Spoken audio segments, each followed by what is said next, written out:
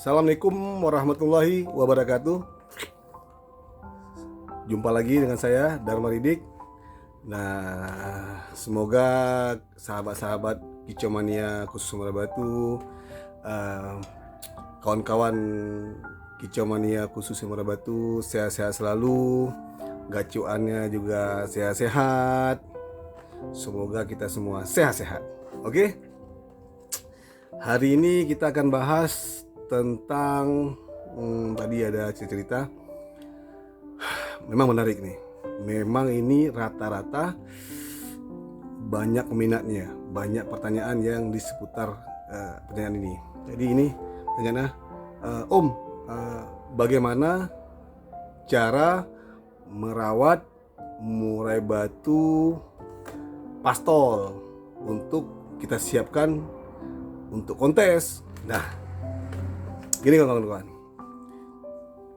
Jadi hari ini kita cerita burung-burung pastol lah, anak-anakan lah, burung anak-anak lah, ataupun regenerasi. Nah, di sini agak menarik sini banyak kisah yang akan kita cerita-cerita tentang pastol. Jadi kisah-kisah sedikit loh. Nih ada satu kisah. Kisah lagi kita dulu. Jadi sebelum kita masuk ke inti jawabannya atau ya referensi lah, karena mungkin juga saya nggak benar selalu, juga saya minta maaf kalau saya ada yang salah kata, mungkin nggak sepakat, itu saya minta maaf. Ini hanya sebatas sharing. Ya kalau sepakat ya dipakai, kalau nggak sepakat juga ya mohon maaf, ya gitu kan. Oke, ya penting tetap silaturahmi, tetap semangat. Jangan lupa subscribe, like, comment, and share. Nah itu yang lupa penting, ya kan, biar semangat lagi buat kontennya. Nah, kita kembali pada topik lagi. Topik tadi cerita tentang pastol. Jadi saya punya cerita sih. Jadi di Banda Aceh dulu jadi itu ada murai batu. Itu murai batu anakan. Saya nggak bilang nama murai batunya, bilang nggak ya, tapi nggak usah dibilang lah, nggak enak buat semua pemiliknya. Jadi murai batu ini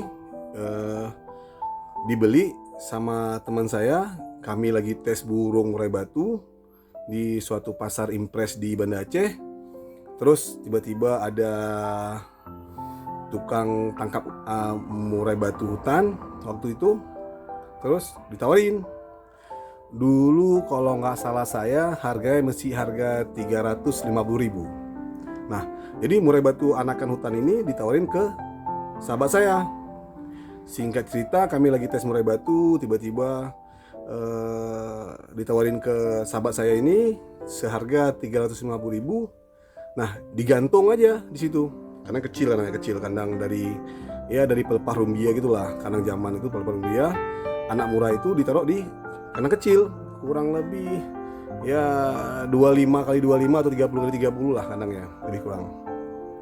Singkat cerita, kami lagi tes burung murai batu. Nah, pastol itu digantungkan agak jauh dari murai kami. Tiba-tiba dia bunyi. Itu burung bunyi, bunyi, bunyi anak lah, burung pastol suaranya mesti ya kurang gitulah. Singkat cerita, sahabat saya yang beli burung itu lihat, terus ada sahabat saya yang lainnya melihat juga. Dia nanya, jual tadi berapa? 600.000. Singkat cerita, burung tuh nggak sampai setengah jam terjual dengan harga 600.000. Nah, dibelilah burung tuh, pastol dia itu.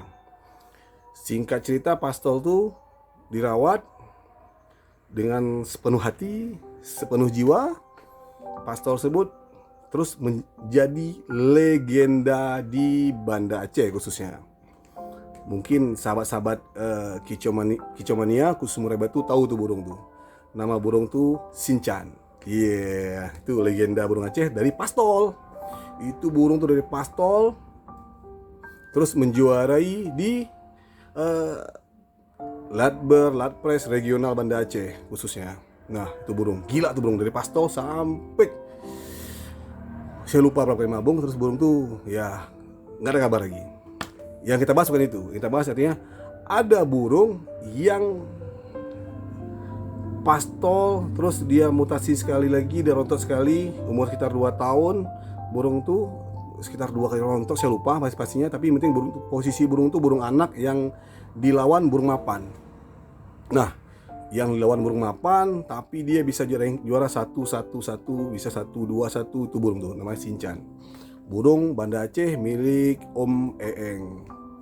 Jadi itu gila tuh burung memang tuh, satu-satu legenda. Yang kedua, burung pastol yang juara di Banda Aceh, yang melegenda di Banda Aceh, itu namanya ATM. ATM itu miliknya Om Wisnu, terus di take over ke Pak Ari, di take over lagi ke Pak Ali Kadafi sekarang. Nah, itu juga salah satu legenda murai batu yang ada di Banda Aceh sampai sekarang. Bahkan ATM sekarang masih ada, ATM itu sekarang. Informasi siapa teman tahu masih ada ATM itu. Jadi ATM juga itu burung, salah satu burung terbaik di Banda Aceh dan di Aceh.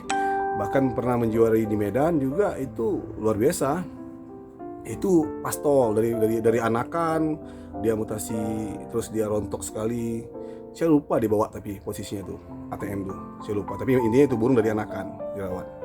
Nah, topik hari ini kita akan berbicara bagaimana atau tips merawat murai batu pastol agar disiapkan untuk dikonteskan. Nah, itu saya. Jadi gini, ini kalau memang ada beda pendapat, saya minta maaf. Tapi ini kalau bisa dipakai ya dipakai referensi. Tapi ini berdasarkan data atau survei saya atau pengalaman kerabat-kerabat saya, sahabat-sahabat saya, dan saya pantau sendiri di lapangan. Itu burung fix, burung dari anakan, lepas trotol dia digantangkan juga juara, terus rontok 2 kali juga juara, sampai dengan sekarang burung itu juga ATM itu masih ada juara. Nah, jadi saya menanyakan kepada perawat-perawat yang terdahulu, Jadi saya suka orangnya suka cek and recheck. Dari dulu saya memang suka dan penasaran dengan perawatan murai batu. Nah, bagi saya perawatan murai batu itu adalah seni. Jadi nggak ada pakem yang konkret bahwasannya fix satu settingan itu bisa juara, nggak ada. Ada banyak trik and trik atau seni dalam merawat murai batu. Jadi seni kalau kita berbeda antara menggores, cara memoles itu biasa. Jadi jangan ada beda pendapat. Karena itu memang seni merawat murai batu. Saya lebih tepat menyebutkannya itu seni merawat murai batu agar bisa juara di kontes. Nah, yang sepakat tunjuk tangan. Ya, oke, gitu dulu. Jadi seni merawat pastol untuk kita siapkan di kontes tuh saya ada buat beberapa artikel tuh, ada 5 saya buat versi sendiri. Yang pertama, pastikan pastol tuh jantan. Wah, si Om parah nih. Ya, karena ada kawan saya capek dirawat betina kira dia. Itu kan parah tuh. Capek dirawat sepenuh hati semua betina dia pasti rontok. Om betina om. Ya udah nasib kau lah rawat burung betina. Itu rontok. Nah, kadang kita juga butuh pengetahuan yang khusus. Om, masa nggak bisa bedain jantan betina? Terkadang memang saya sendiri kalau bentuknya jelas oke. Kadang-kadang betina tuh kayak jantan, kayak apa ya kalau bahasa sekarang? Iya, kayak tomboy lah ya gitu, tomboy. Jadi karakternya tuh tracknya kayak jantan, badannya semuanya, bahkan itu pakar-pakar bilang ini jantan nih fix 80% jantan, ternyata betina gitu. Nah, kalau memang yang real betina kita nggak bahas, tapi kadang-kadang ada kilaf sedikit lah cara melihat anakan burung, apalagi yang apa tuh, yang leboy apa tuh apa namanya tadi istilah bahasa tomboy. Nah, yang trotol tomboy itu ya kan, ya kadang-kadang ada yang parah emang kadang-kadang tuh. Nah, jadi pastikan itu murai batu tuh pastol jantan dulu tuh, ya kan, jantan dulu pastikan. Yang kedua, kita merawat pastol seperti merawat burung yang akan kita konteskan. Nah, itu menarik. Maksudnya gimana Om? Maksudnya kita rawat murai batu pastol tuh dari dianakan, terus sampai dengan pastol, sampai dengan rontok kedua, rontok ketiga, dan seterusnya. Kita rawat standar kontes. Kenapa? Memang kita siapkan dia untuk kita konteskan gitu. Karena menurut pengalaman saya di 2 burung yang saya amati, sebenarnya bukan 2, ada lebih pada 5 saya rasa. Kalau saya jelaskan, ya, murai batu dari anakan, lepas trotol, langsung dia mutasi ke burung dewasa, remaja, terus dia digantangkan di pinggir-pinggir dulu. Itu burung tuh juara tuh. Bahkan dari emang dari udah bagus dari anakan, kami udah lihat ini jamin juara nih burung anakannya. Dan fix memang burung tuh juara memang. Itu mungkin kita masuk ke Katuranggan tadi kan. Katuranggan tuh masuk. Tapi kita nggak bahas Katuranggan di sini loh. Yang kedua, perawatan pastol itu standar kontes. Maksudnya gimana? Jadi kita gini, pastol itu kan harus terawat, kita kenalkan dengan extra fooding.